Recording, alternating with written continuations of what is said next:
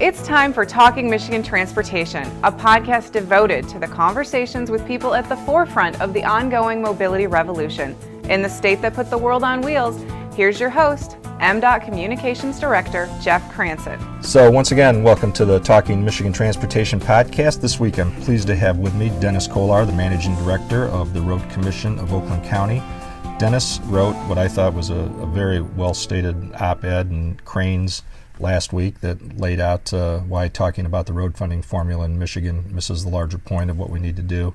And he underscored a number of good points.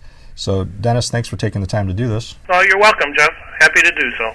So let's start with your premise right out of the gate when you said, here we go again.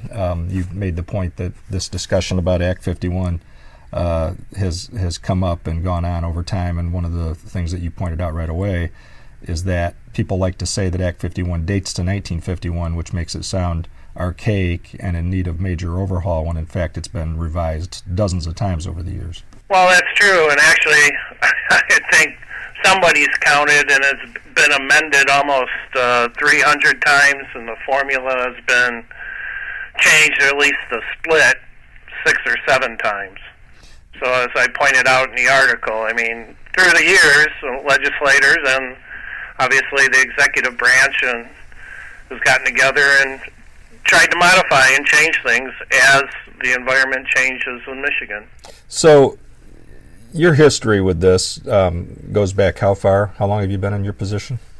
Well, I've been at the Road Commission approaching 35 years, so and I've been in the Managing Director's office for about 15. So you've had a lot of time to try to educate lawmakers and the public and media outlets about this problem and why we're where we are. What do you think really needs to happen to get a sustainable solution? There's lots of reasons. I know we talk about term limits and things that make it difficult in Michigan, but compared to other states, why do you think we've been banging our heads against the wall for so long?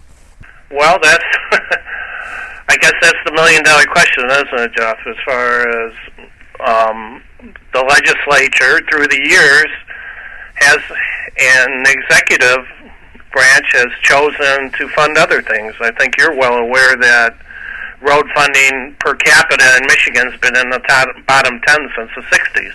And it's professionals like us that need to get the word out, and maybe we need to do a little better job of trying to educate people.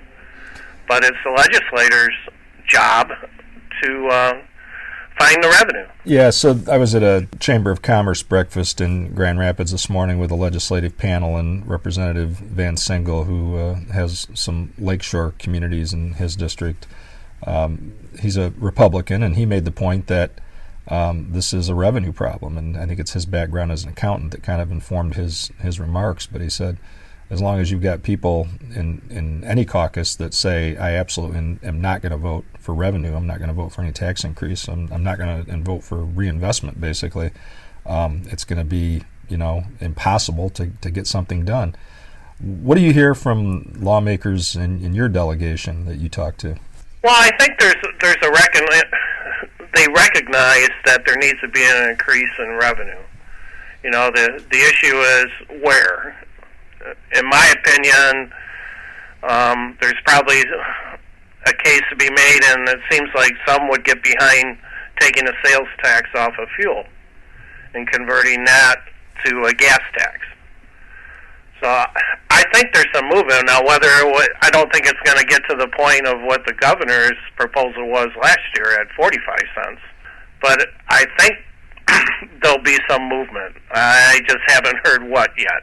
Do you think that, because of the discussions, and you're, keenly aware of this, that what MDOT is able to do with state trunk line fund bonds, bonding against those funds, can only go to state trunk lines and doesn't help the problem for your system or the other 615 local road agencies around the state?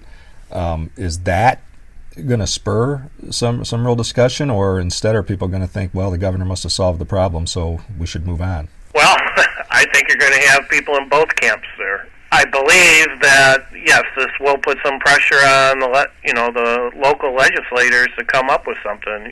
We talk about from the driveway to the highway. And, without an increase in revenue, in the next couple of years, we're going to start seeing the road system fail again. Yeah, where do you feel like you are on the pavement projection curve for Oakland County, understanding that you also have to maintain a fair number of gravel roads? Well, the numbers and the modeling that we've done shows that we'll peak in 2025, based on what I'll call the Snyder package and the additional funding we've received. We peak in 2025v with, I believe, about 51% good. That's the peak. That's the peak. Yeah. And what's your goal when you think about good, fair, or poor pavement? Well, we would like to be up in the in the mid 80s with our good and fair, for sure. Yeah. So Oakland County is. We'll never get there. Right. That's the problem. On today's road. Yeah, and not to disparage anybody else, but Oakland County is among the best at asset management, and I think much like the state, which has been very aggressive with the science of asset management for a long time, and in some ways can be victims of your own success by stretching the dollars and finding new ways to innovate and still get things done in a challenged funding environment. But you can only innovate so far, right? Well, that's true. I think you make a very good point. We've learned to be, and we try to be efficient all the time.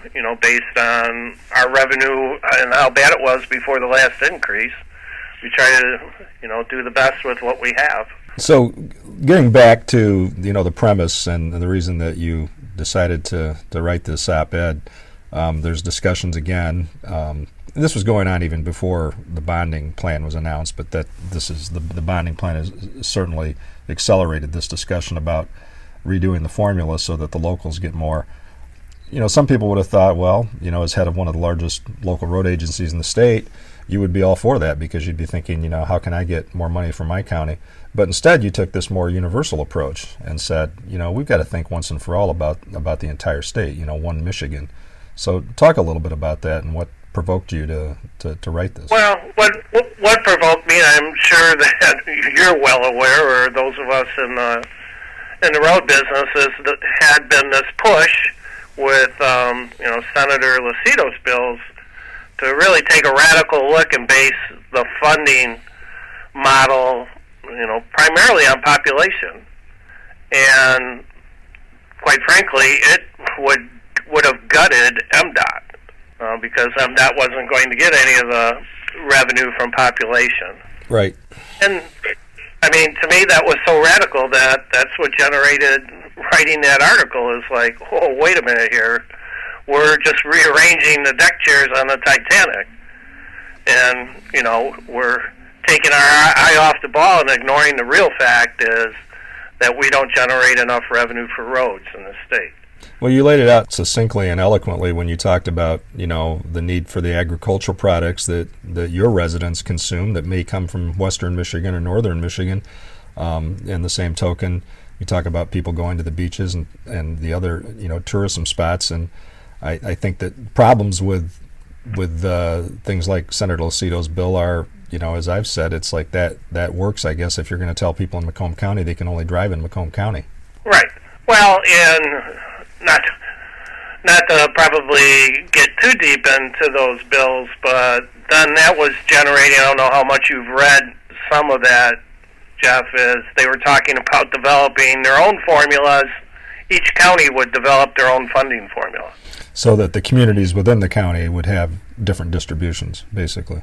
Correct. And to me, that just seems to complicate things far more than what Act 51 is. Yeah, we already think Act 51 is this Byzantine thing, and that every time you pull a thread, the whole thing could unravel, and it's complicated enough. So adding to that right. Seems really scary. Yeah, I agree. Well, I guess, going forward, like you said, we're in this together. We're going to keep at it. You're going to keep at it. Some of the things I heard today from a pretty broad section of the West Michigan delegation, at least Muskegon, Ottawa, and Kent counties, is that desire to keep talking about it, and that revenue has to be part of that, whether it's increasing the sales tax, expanding that to more services. Just for a second, if you could be king, because you've studied this and you've looked at Act 51, what do you think? And it doesn't have to be what the governor proposed last year, but what would you see as the ideal solution? Well, my ideal solution is going to be something along the lines between registration fees and a fuel tax increase. And the reason I say that is because those two things are constitutionally protected.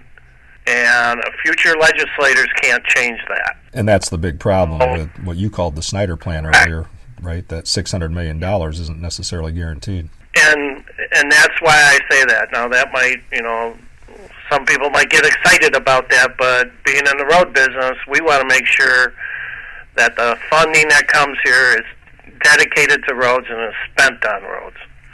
Yeah, absolutely. Well, Dennis, thanks again for taking the time to talk a little bit about this, and for your voice, your important voice, given your constituency and the importance of Oakland County and the entire state government and roads and everything else that matters. I really appreciate it. That's a wrap for this edition of Talking Michigan Transportation. Check out show notes and more on SoundCloud or by subscribing on Apple Podcasts.